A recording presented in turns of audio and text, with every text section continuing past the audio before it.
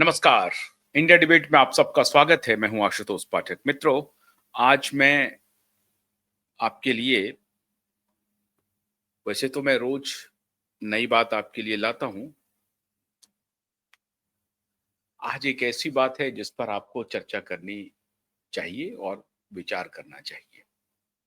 बड़ा एक्सपोजे है और इसीलिए मैं मुस्कुरा रहा हूं क्योंकि बहुत सारे लोग जो हैं वो राजनीति में इस प्रकार का व्यवहार करेंगे, ऐसी अपेक्षा उनसे कम से कम की नहीं जाती, जो आजकल वो कर रहे हैं।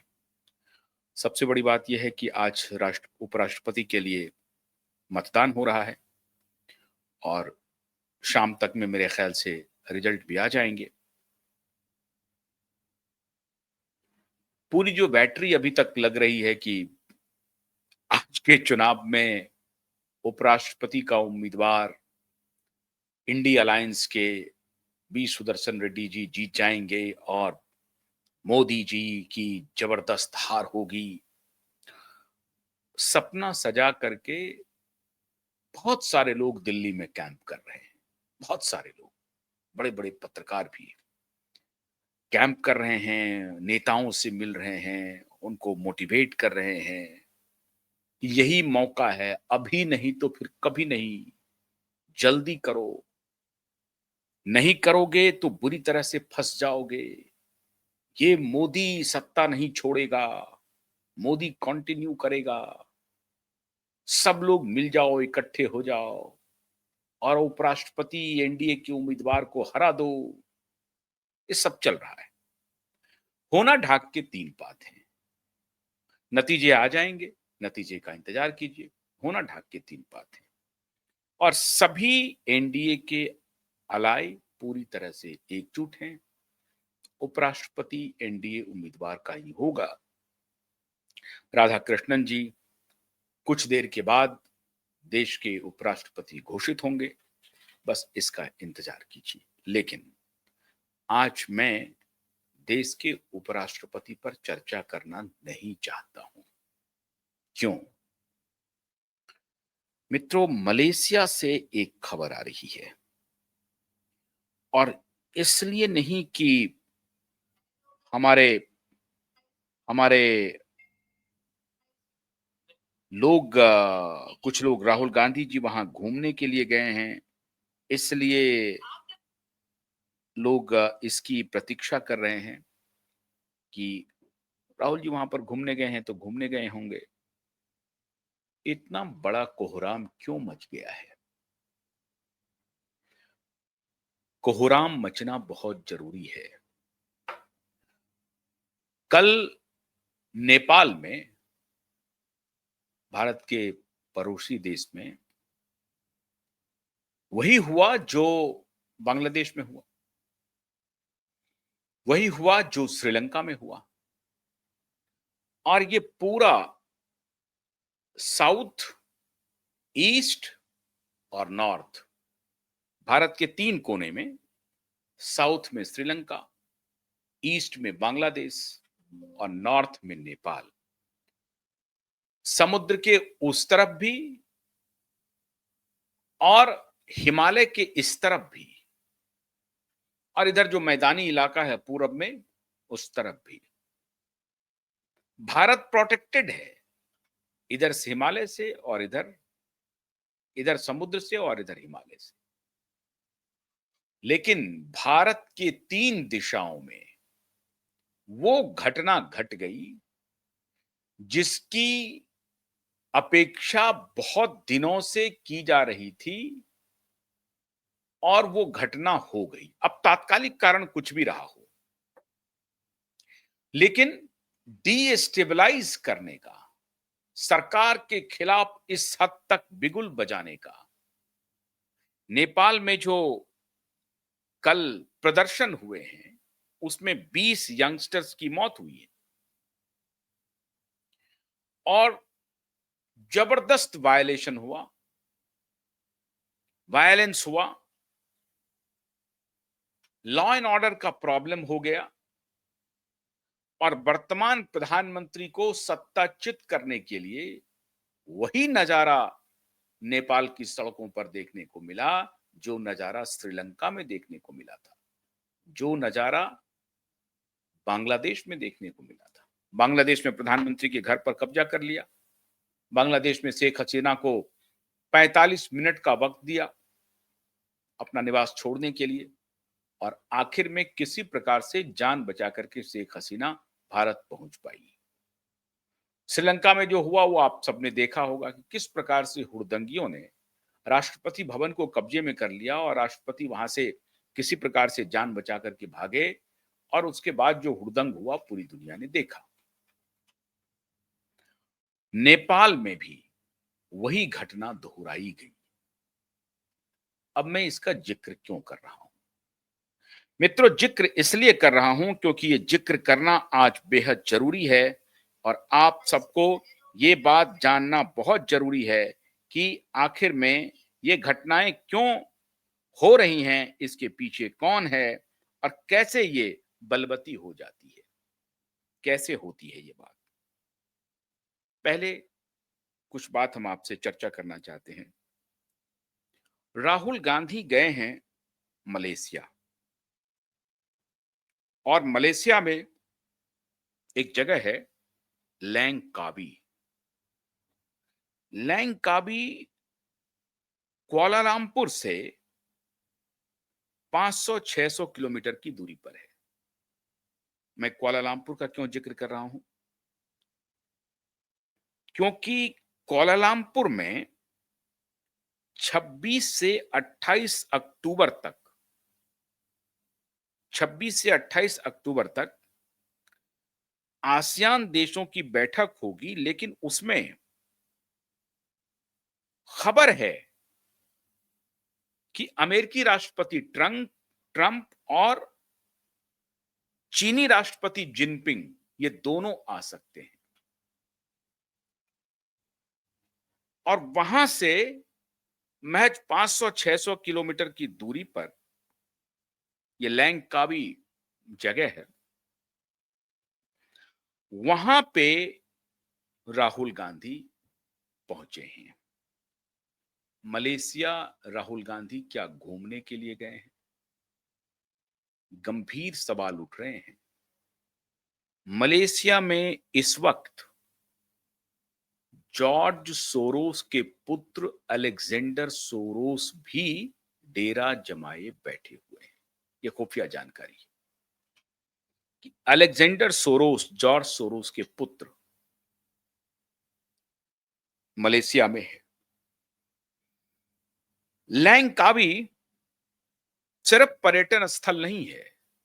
लैंकावी असल में एशियन कॉन्टिनेंट में एक ऐसा गुप्त जगह है जहां पे दुनिया भर के राष्ट्राध्यक्षों और उनके जो इंटेलिजेंस एजेंसीज हैं, उनके बहुत ही क्लोज लोग इस जगह पर मिलते रहते हैं, और यहां से बहुत सारी रणनीतियां बनती हैं।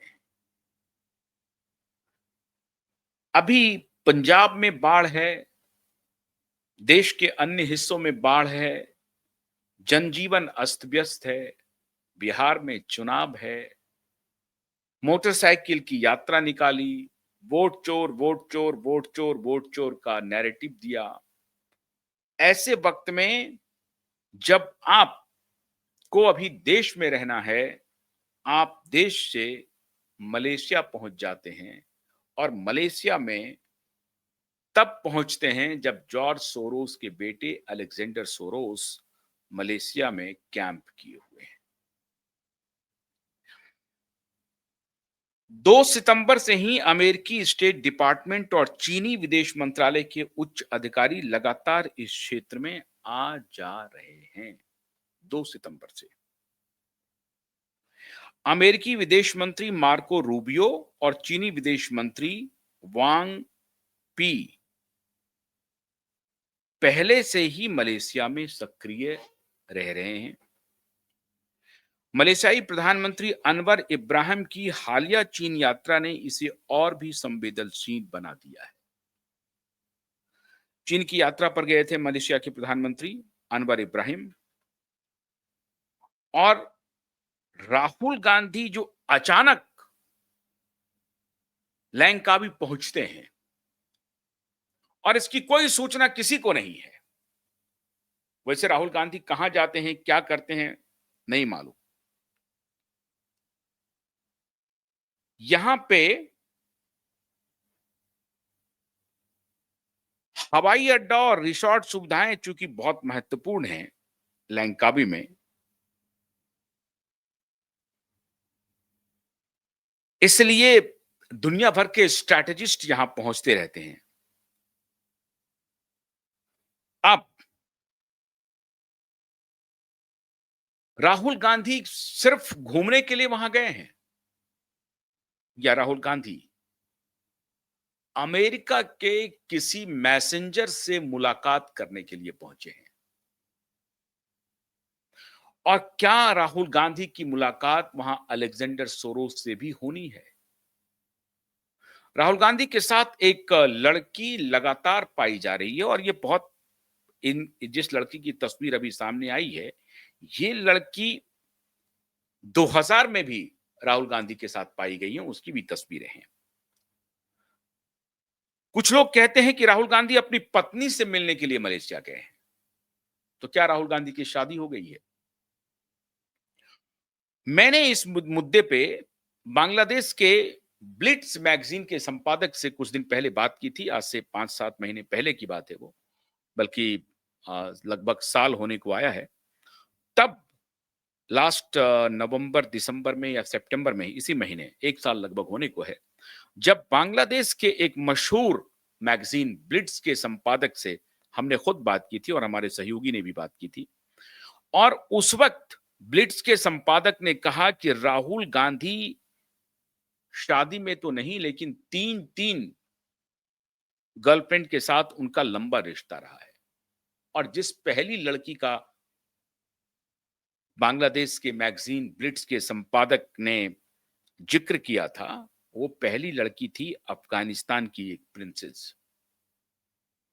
और फिर दूसरी लड़की है, और फिर ये तीसरी लड़की है। अब क्या ये तीनों लड़की एक है या 3 लड़की है जिनके साथ उनके रिश्ते हैं? उन्होंने तो दावा किया है कि राहुल गांधी के बच्चे भी हैं, मुझे नहीं मालूम इसकी सत्यता क्या है। उस वक्त भी क्यूवाइब ने इसकी जिम्मेदारी नहीं ली थी। मैंने सिर्फ ब्लिट मैगजीन के संपादक के हवाले से आपको ये बताया था कि राहुल गांधी के बारे में ब्लिट मैगजीन के संपादक जो बांग्लादेश के हैं, उनका यह कहना है कि राहुल गांधी के 3 गंभीर रिलेशनशिप रहे हैं, और तीनों, जो कंबोडिया की कोई लड़की है, कोई अफगानिस्तान की है, और मलेशिया, थाईलैंड, बार-बार राहुल गांधी जाते भी रहते हैं। तो क्या मलेशिया में वो अपने किसी गर्लफ्रेंड से मिलने के लिए गए थे? क्या गर्लफ्रेंड भारत से उनके साथ गई है, या गर्लफ्रेंड किसी दूसरे देश से वहां पहुंचती है, कंबोडिया से पहुंच रही है, या अमेरिका से पहुंच रही है, या यूरोप के किसी देश से पहुंच रही है, या इटली से पहुंच रही है? कहते हैं कि अपने नानी के यहाँ, उनके यहाँ उनके गर्लफ्रेंड का आना जाना है। हालांकि भारत में इस तरह की कोई पुष्टि नहीं हुई है। फिर मैं कह रहा हूं कि क्यूबाइब नेटवर्क ऐसी किसी खबर की पुष्टि नहीं करता है। मैं सिर्फ आपको बांग्लादेश के ब्लिट्स मैगजीन के संपादक के हवाले से ये बता रहा हूं, जिसके बारे में हमने 1 साल पहले भी ये इंटरव्यू उनके साथ पूरी करके आपको दिखाई थी। अब मित्रों, सवाल है कि जॉर्ज सोरोस अगर मलेशिया में हैं, तो जॉर्ज सोरोस के पुत्र अगर मलेशिया में हैं, तो उनके पुत्र क्या संदेश लाए होंगे राहुल गांधी के लिए? आपको मालूम है कि जॉर्ज सोरोस और bill and Melinda Gates foundation मिलकर के बहुत सारा काम करती है, और भारत में जॉर्ज सोरोस की ओपन सोसाइटी और bill and Melinda Gates foundation की तरफ से राजीव गांधी फाउंडेशन को 118 या 119 करोड़ का अब तक अनुदान मिला है, फंडिंग मिली है। अब दिखाने के लिए तो राजीव गांधी फाउंडेशन बहुत सारे सोशल वर्क करती है, बहुत सारे सोशल वर्क में इन्वॉल्व रहती है, लेकिन अब जाकर के पता चल रहा है कि बहुत सारे देश तोड़क गतिविधियों में सोशल वर्क के नाम पर इनकी भूमिका रही है, हालांकि ये जांच का विषय है। मैं फिर पूरी मजबूती से नहीं कह सकता हूं, लेकिन जो खुफिया एजेंसियों के पास जो जानकारी है और जिसको लेकर के पार्लियामेंट में विवाद हुआ है, पार्लियामेंट में इस मुद्दे पर बहुत डिस्कोर्स हुआ है। भारतीय जनता पार्टी के कई सांसदों ने राजीव गांधी फाउंडेशन को जो अन्य स्रोतों से पैसे मिले हैं, खासकर से विदेशी फंडिंग मिली है और विदेशी ऑर्गेनाइजेशन से फंडिंग मिली है, उसको लेकर के पार्लियामेंट में चर्चा हुई है और बीजेपी के सांसदों ने इस मुद्दे को उठाया है पार्लियामेंट में कि राजीव गांधी फाउंडेशन को बिल एंड मिलिंडा गेट्स की तरफ से पैसे मिल रहे हैं। गेट्स ओपन सोसाइटी, जो कि जॉर्ज सोरोस की सोसाइटी है, उनसे पैसे मिल रहे हैं। चाइना सरकार से पैसे मिल रहे हैं, कनाडा सरकार से पैसे मिल रहे हैं, इंग्लैंड से पैसे मिल रहे हैं। उसी प्रकार से संभवतः रॉकफेलर फाउंडेशन, फोर्ड फाउंडेशन, इन सारे फाउंडेशन से भी राजीव गांधी फाउंडेशन को पैसे मिल रहे हैं।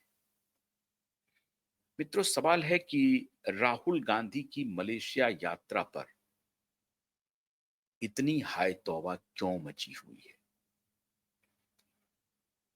खबर आ रही है मित्रों कि कांग्रेस पार्टी चाहती है कि by hook and crook, by any means, Modi has to गो।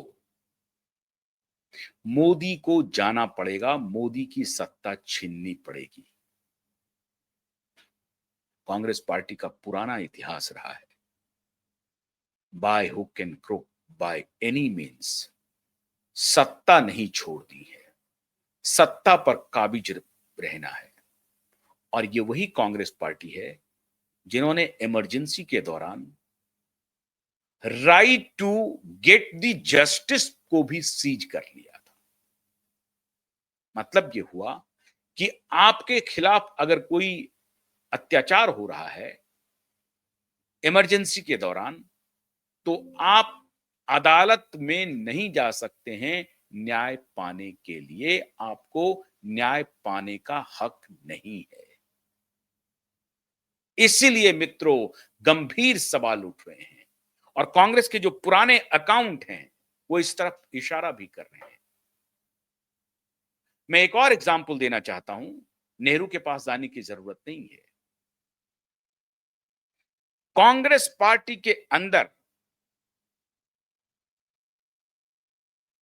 नेहरू और इंदिरा के रहते हुए कोई तीसरा आ जाएगा, यह मुमकिन नहीं था।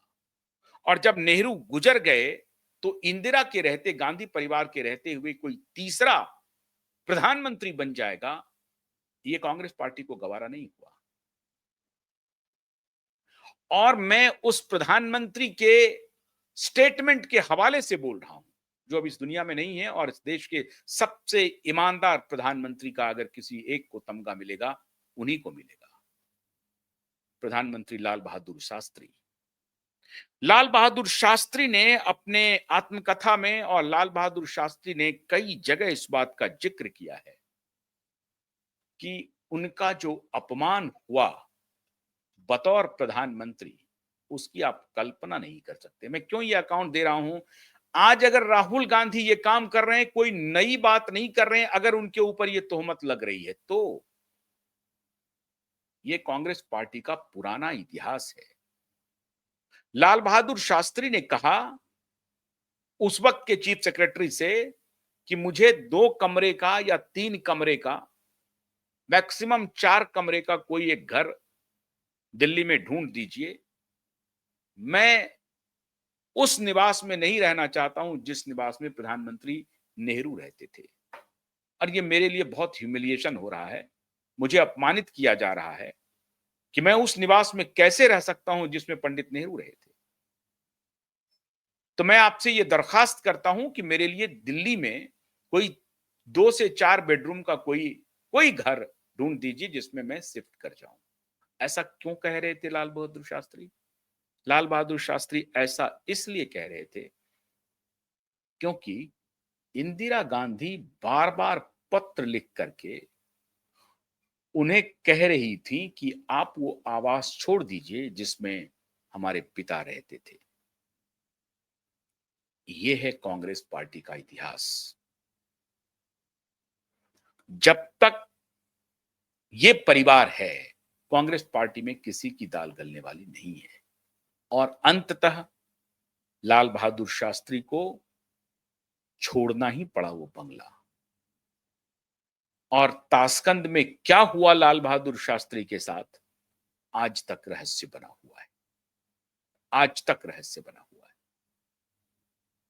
शिमला समझौते के बाद क्या हुआ लाल बहादुर शास्त्री के साथ, आज तक वो ताशकंद समझौता जो था, माफ कीजिएगा, ताशकंद समझौता के बाद क्या हुआ लाल बहादुर शास्त्री के साथ, आज तक वो बना हुआ है, मिस्ट्री बना हुआ है।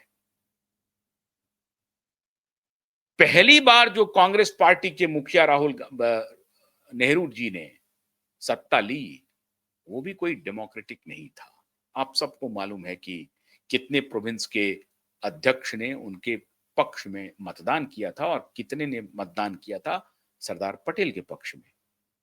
और सरदार पटेल के पक्ष में मेजॉरिटी 13-13 वोट होने के बाद भी गांधी ने नेहरू का सिलेक्शन किया। और उस वक्त हिंदुस्तान टाइम्स के एक पत्रकार थे दुर्गादास, उन्होंने गांधी से जब पूछा कि आपने नेहरू का चयन क्यों किया, तो गांधी ने कहा कि because Gandhi speaks better English than Patel.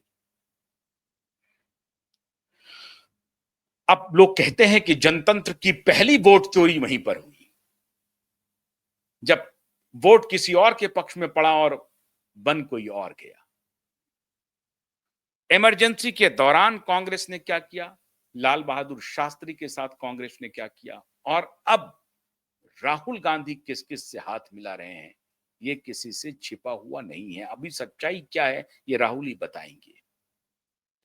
Rahul Gandhi America जाते हैं, सैम पित्रोदा वहां पर सारा स्टेज सेट करते हैं, वहां अमेरिका में Rahul Gandhi Indian Muslim league, जो अभी केरला की पार्टी है जिनके साथ इनका अलायंस है, उस मुस्लिम लीग को Rahul Gandhi truly secular party बतलाती है। मुस्लिम लीग को सेकुलर पार्टी राहुल गांधी कह रहे हैं कि वो सेकुलर पार्टी है, राहुल गांधी ये बतला रहे हैं। और वहां से लौटने के बाद राहुल गांधी पूरे देश भर में जाति संबंधित कैंपेन शुरू करते हैं।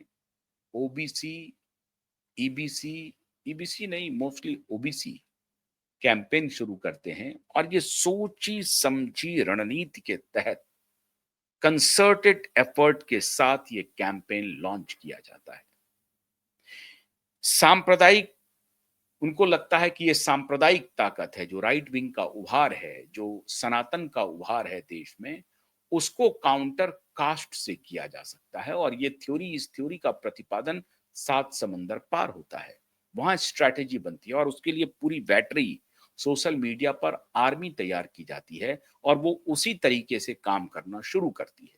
और फिर राहुल गांधी कॉन्स्टिट्यूशन का हवाला देते हुए जातीय उन्माद के तरफ देश को ले जाने के लिए कैंपेन लॉन्च करते हैं। उसी जातीय उन्माद का नतीजा अभी बिहार को लेबोरेटरी के रूप में राहुल गांधी बनाना चाह रहे हैं। मैं हैरान हूं कि कोई व्यक्ति या कोई खानदान सत्ता के लिए इस प्रकार के समझौते करे और बार बार विदेशी शक्तियों से हाथ मिलाए। अब ये क्या सच्चाई है? राहुल गांधी मलेशिया में, भारत में, और कांग्रेस पार्टी के 2-3 नेता, मणिशंकर अय्यर हों, कपिल सिब्बल हों, इस तरह के बहुत सारे नेता कालांतर में ये बयान दे चुके हैं कि भारत में भी बांग्लादेश दोहराया जा सकता है, भारत में भी श्रीलंका दोहराया जा सकता है। और अब ताजा घटना कल की नेपाल की हुई है और राहुल गांधी मलेशिया में है। तो क्या नेपाल, बांग्लादेश और श्रीलंका बनाने की प्लानिंग मलेशिया में हो रही है? क्या राहुल गांधी सोरोस के बेटे से मुलाकात करके नेपाल, बांग्लादेश और श्रीलंका दोहराने की कोई प्लानिंग कर रहे हैं? अब ये सवाल पॉलिटिकल गैलरी में बहुत गंभीरता से उठ रहे हैं। भारत की खुफिया एजेंसी बहुत शिद्दत से नजर बनाए हुए है। किसी को कोई जानकारी नहीं है कि राहुल गांधी मलेशिया क्यों गए हैं। घूमना ही उनको था तो देश में कहीं घूम लेते, लेकिन मलेशिया चले गए हैं। क्यों गए हैं मलेशिया? ऐसे वक्त में जब अक्टूबर में वहां आसियान की बैठक होनी है और उसके पहले वहां पर इंटेलिजेंस एजेंसियों का आना जाना है, बहुत सारे पावर ब्रोकर्स वहां पर मौजूद हैं जो अलग अलग देशों में रणनीति बनाते हैं कि वहां पर किस प्रकार से चीजों को कंट्रोल किया जाए उनके पक्ष में। तो क्या राहुल गांधी उन विदेशी शक्तियों के हाथों खेल रहे हैं? मैं नहीं कह रहा हूं। ये चर्चा शुरू हो गई है और बहुत तेजी से चर्चा शुरू है कि राहुल गांधी वहां पर अलेक्जेंडर सोरोस से मिल रहे हैं क्या? मिलेंगे क्या? क्या अलेक्जेंडर सोरोस हैं? क्यों ये चर्चा आई कि अलेक्जेंडर सोरोस अभी मलेशिया में है? अब ये महत्वपूर्ण बात है मित्रों। George Soros, Bill and Melinda Gates Foundation, Ford Foundation, इन सबका कनेक्शन राजीव गांधी फाउंडेशन से स्टैब्लिश हो चुका है। इस पर कुछ बताने कहने की जरूरत नहीं है। और ये सारे फाउंडेशंस भारत के लिए क्या कर रहे हैं ये भी बताने की जरूरत नहीं है। सबको सब कुछ मालूम है। तो क्या राहुल गांधी वहां किसी खुफिया बैठक में शामिल होने के लिए गए हैं और फिर वहां से लौटने के बाद कुछ कुछ मेजर चीज भारत में देखने को मिल सकता है? और अगर भारत में मेजर चीज देखने को मिल सकता है तो मेजर चीज क्या होगा? क्या भारत में अलग अलग राज्यों में उपद्रव होने वाले हैं? क्या इस तरह का माहौल बनाया जाने वाला है? सिर्फ मोदी को हटाने के लिए किसी भी एक्सटेंट तक राहुल जा सकते हैं? ये सब तो आने वाला वक्त बताएगा, लेकिन एक बात तय है, भारत के खुफिया एजेंसियों को अलर्ट रहने की जरूरत है। और राहुल क्यों मलेशिया गए हैं ऐसे समय में जब बिहार में कैंपेन पीक पर है, 1 डेढ़ महीने के बाद वहां चुनाव है, तब वो मलेशिया की यात्रा करते हैं। खैर, इंटेलिजेंस एजेंसी अपना काम करेगी, लेकिन पावर गैलरी में ये बेहद गंभीर चर्चा शुरू हो गई है। देखना है आने वाले दिनों में घटनाक्रम कैसे बढ़ता है। बहुत बहुत शुक्रिया। नमस्कार।